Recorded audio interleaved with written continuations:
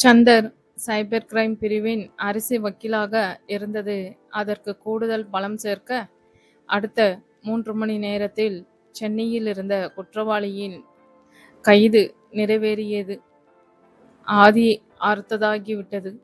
ஆனால் அந்தம் இந்நேரம் அந்த வீடியோ எங்க இருக்கிறதோ, எவன் கேட்கிறானோ, என்னென்ன பேசுகிறார்களோ. ச்சே, சந்தருக்கு எரிச்சலாய் வந்தது.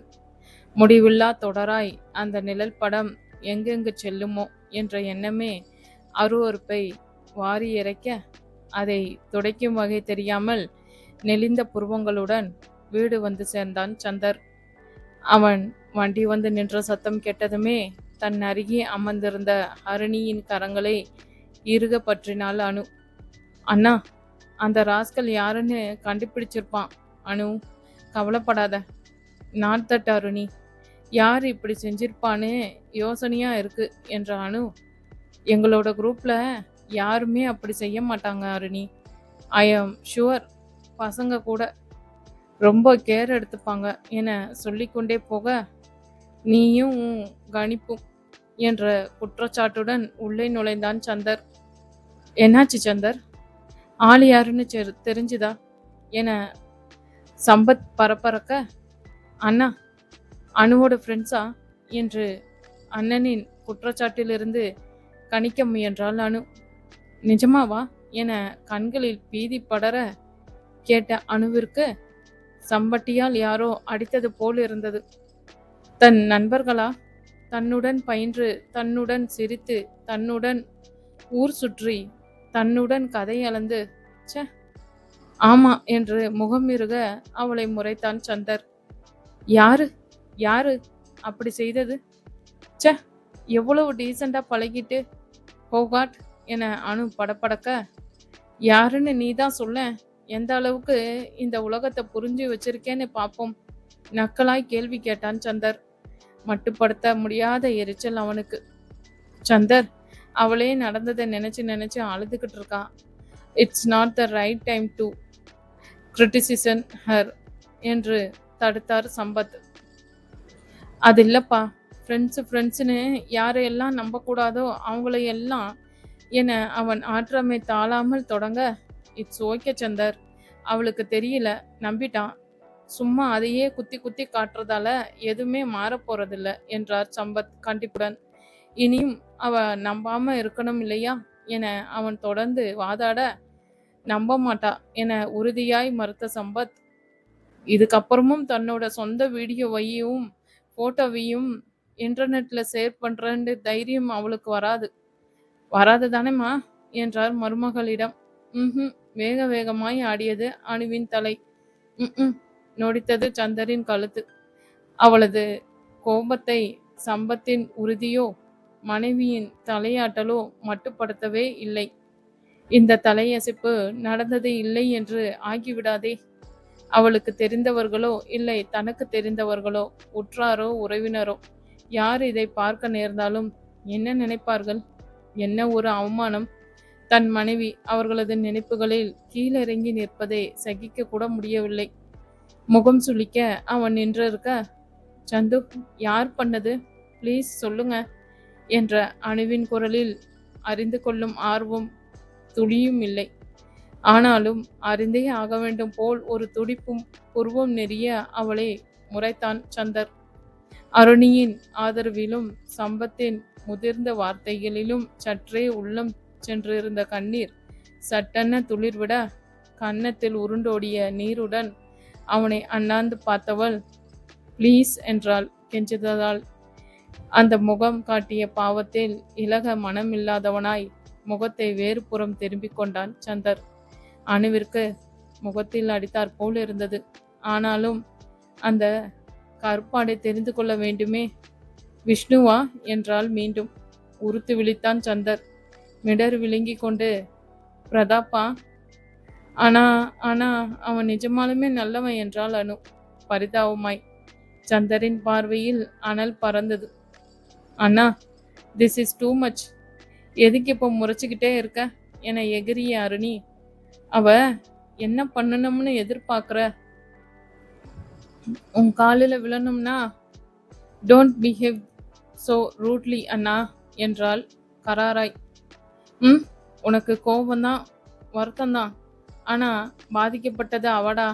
அவளுக்கு எவ்வளவு கஷ்டமா இருக்கும்னு யோசிக்காம இருந்த சந்தர் என சம்பத்தும் உடன் சேர்ந்து குற்றம் சாட்ட, அவ இந்த வீடியோவை ஷேர் பண்ணலனா இது நடந்திருக்காதுப்பா.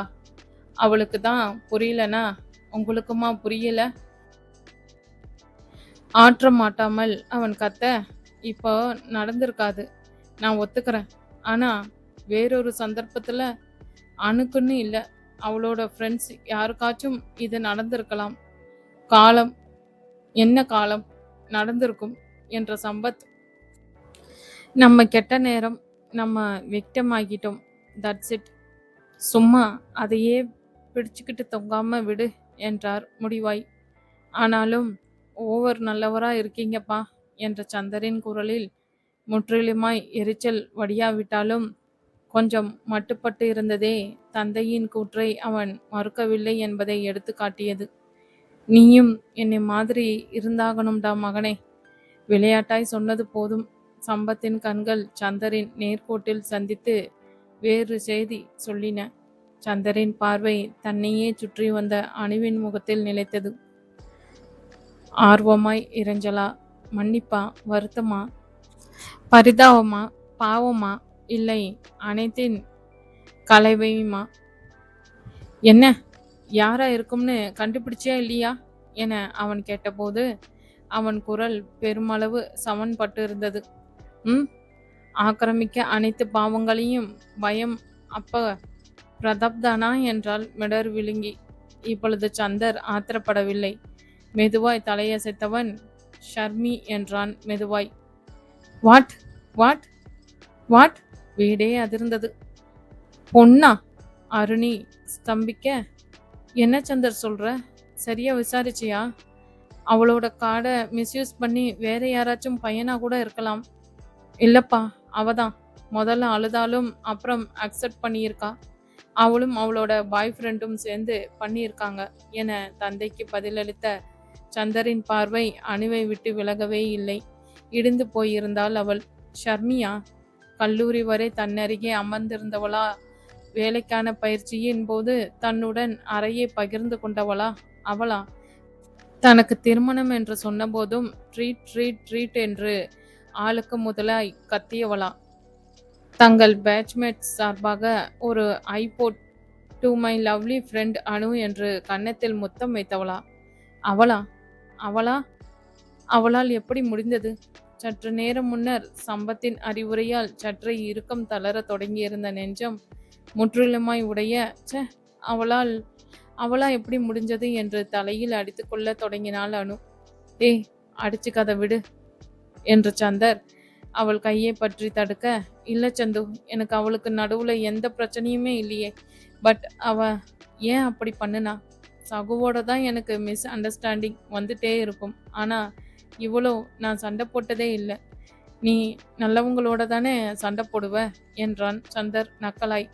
பேச்சு நின்றுவிட அவனை ஏறிட்டு பார்த்தானு. நான் கெட்டவன்னு சொல்றியா என்றபோது ஆற்றாமை மறைந்து அழுகை முன்னரை விட அதிகமாய் பீறிட்டு வந்தது அணுவிற்கு.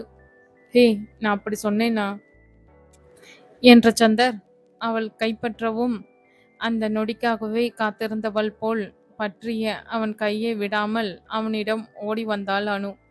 சந்தர், அவளை கூட்டிக்கிட்டு மேலே போ என சம்பத் கூறுவதற்கு முன்பாகவே மனைவியை கைவளைவில் அணைத்து கொண்டு மாடிப்படி பக்கம் 2 எடுத்து வைத்தான்.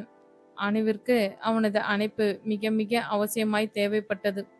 கோழி குஞ்சாய் அவனிடம் ஒண்டியவளின் முகத்திலிருந்து பார்வை விலக்காமல் அறைக்குள் இட்டு சென்றவன், ஏ அனு, அழாத என்றான் அதட்டலாய். நீ என்னை கெட்டவனு தானே மீன் பண்ண? ஆமா, கருவாடு பண்றாங்க என அவள் தலையில் தட்டியவன், நல்லவங்களை அடையாளம் கண்டுக்க தெரியலன்னு சொல்றேன் என்றான் அவன் ஓரொரு வார்த்தையிலும் அழுத்தம் கொடுத்து. முசு முசு என்று வெளிப்பட்ட அழுகை அணுவை விட்டு விலகுவதாய் இல்லை. ஆனா சந்து, ஷர்மி கூட எனக்கு சின்ன மிஸ் அண்டர்ஸ்டாண்டிங் கூட இருந்ததே இல்லை சந்து. We were good friends. என்ன சொல்றது? ஏன் பண்ணினேன்னு விசாரிச்சப்போ அவளோட லவ்வை அவங்க வீட்டில் அக்செப்ட் பண்ணிக்கலையாம்.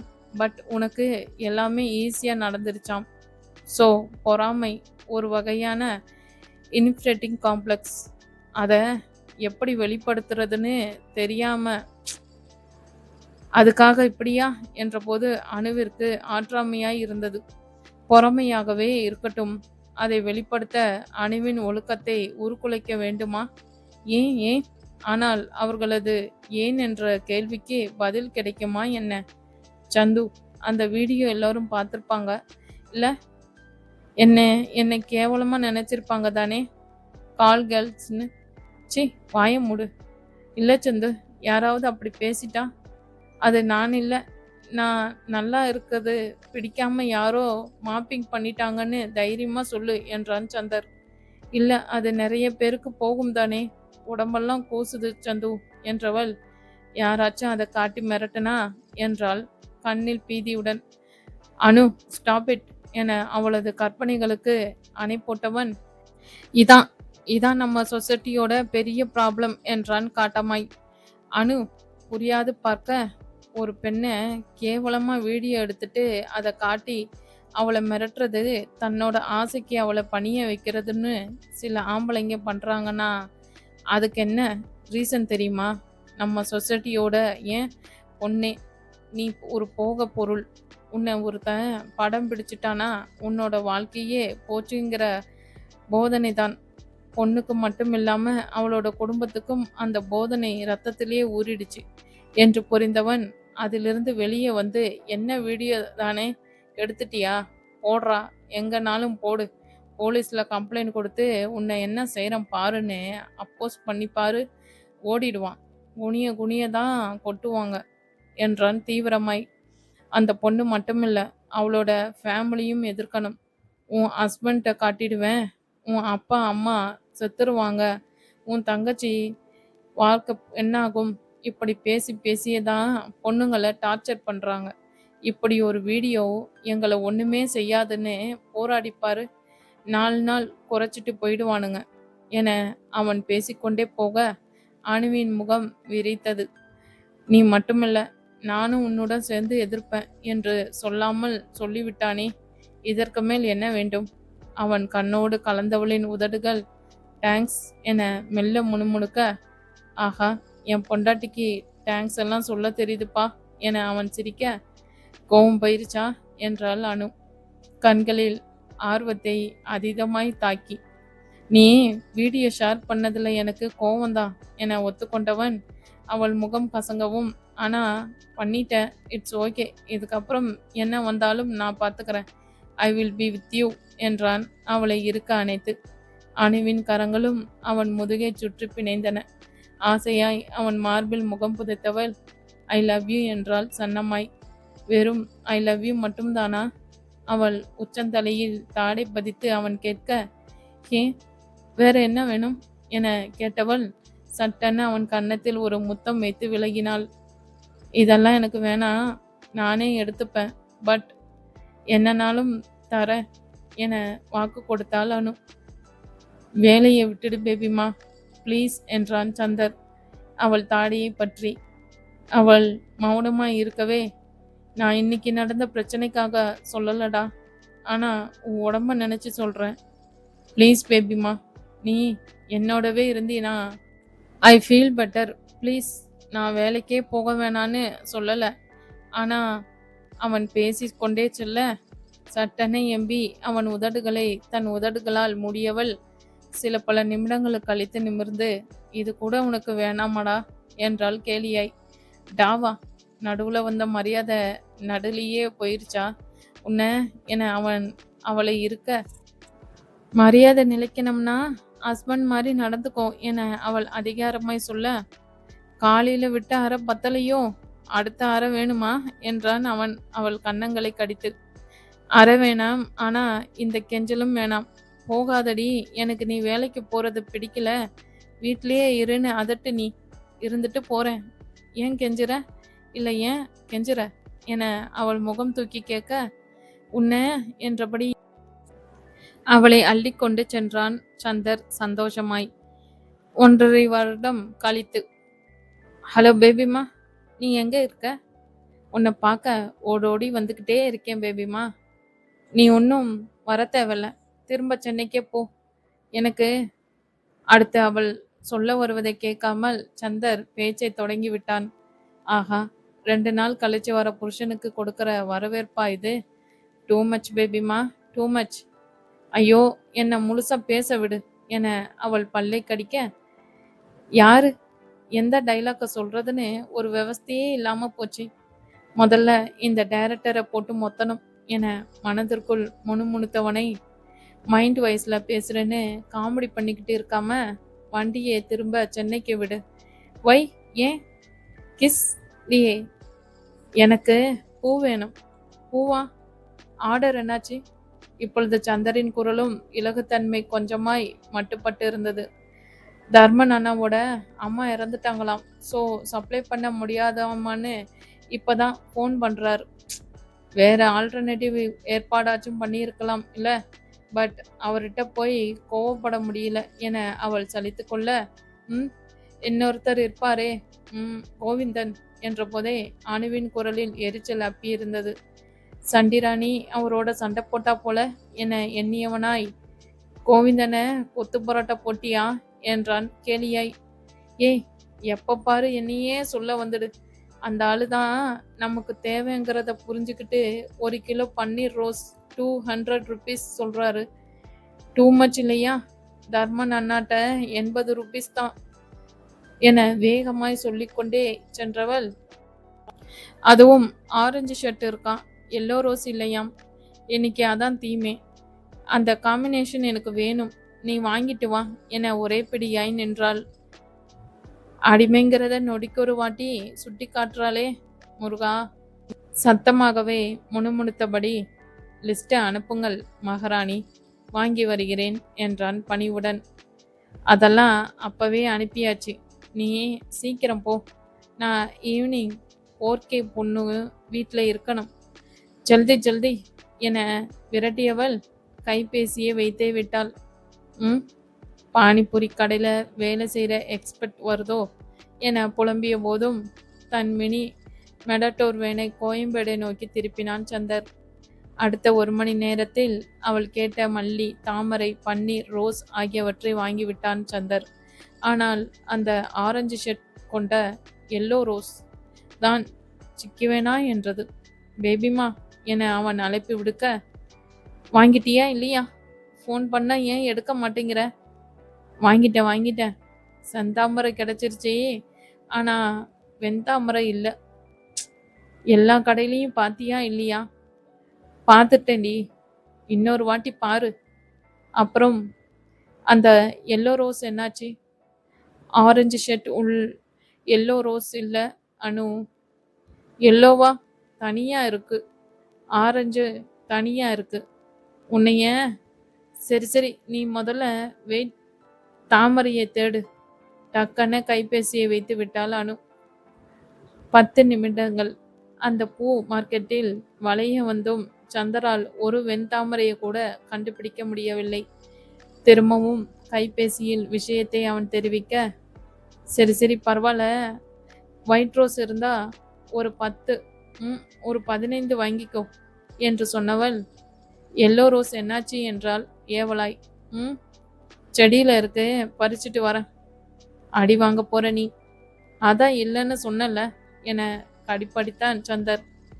எல்லோ ரோஸ் தனியா, ஆரஞ்சு ரோஸ் தனியா வாங்கிட்டு வா, நான் பார்த்துக்கிறேன். ஒரு வழியாக அனைத்தையும் வாங்கி கொண்டு புத்தக மூட்டைகளுடன் பூ மூட்டையும் வண்டிக்குள் அடைத்து பயணத்தை தொடங்கினான் சந்தர். மதியம் 2:30 மணியளவில் அயர்ந்து போய் வீடு வந்து சேர்ந்தவனை வாயிலே வரவேற்றாள் அனு. ரொம்ப படுத்திட்டேனா, சாரி என கண் சுருங்கி கெஞ்சியபடியே பூக்களாக வண்டிக்குள் தலையை விட்டு துளாவினாள். ஓட்டுநர் இருக்கை அருகே இருந்த இருக்கையில் பூப்பைகள் இல்லாது போக, பூ எங்கடா என அவள் அலற, வருஷம் ஏற ஏற மரியாதை கூடும்னு பார்த்தா குறைஞ்சில்ல போகுது என தாடியில் கை வைத்தவனின் தலையில் தட்டி, சந்து என அவள் அதட்ட, பின்னாடி இருக்கடி குத்தி பின்னாடியா? எருமை எருமை. மொட்டை வெயிலியா பூவை போட்டு எடுத்துட்டு வந்த? ஐயோ என அலறியவளால் வேகமாய் ஓடிச் சென்று பின்புறம் இருந்த பூப்பைகளை அள்ளினாள். எல்லாம் வாடி போயிருக்கும். ச்சே, உன்கிட்ட போய் ஒரு வேலை சொன்ன பாரேன், இடியட் இடியட் என திட்டின் ஊடே அவள் வீட்டிற்குள் சென்றுவிட, தன் தவறு புரிந்ததால் மறுத்தேதும் பேசாமல் பின்னால் இருந்த புத்தக அடுக்குகளை எடுக்கச் சென்றான். அங்கேயோ பூப்பைகளில் இருந்த சொட்டிய தண்ணீர் புத்தக அடுக்குகளை ஈரமாக்கி இருக்க, பழுப்பு நிற கவரையும் தாண்டி சில பல புத்தகங்களில் அட்டையை தண்ணீர் தொட்டு தடவி இருந்தது. ஐயையோ என வேகமாய் அவற்றை அப்புறப்படுத்தியவன், இவளுக்கு வந்தா ரத்தம், நமக்கு வந்தா தக்காளி சட்னியா? என்ன கொடுமை நாராயணா இது என புலம்பியபடியே வீட்டினுள் அவற்றை எடுத்துச் சென்றான். வீடு வெறிச்சோறி இருப்பது போலிருந்தது சந்தருக்கு. கடந்த மாதம் வேலையிலிருந்து ஓய்வு பெற்ற கல்பனாவுடன் சேர்ந்து பெரியவர்கள் நால்வரும் ஷஷ்டி, துவஹரா, உடுப்பி, மூகாம்பிகை என்று செஸ்திரபாலம் செல்வதாக திட்டம். யாத்திரை தொடங்குவதற்கு முன்பாக பெங்களூரில் கணவனுடன் வசிக்கும் ஹரிணியின் மசக்கை காலங்களில் துணை இருக்க சம்பத்தும் கல்பனாவும் அங்கே செல்ல, பூனாவில் இருக்கும் தங்கள் பெரிய மகள் வீட்டிற்கு சென்று பேரனுடன் சில நாட்களை கழிப்பதற்காக குருவும் ராதாவும் செல்ல, இரு தம்பதியரின் சிருஷ்டியில் சந்திப்பதாய் திட்டம்.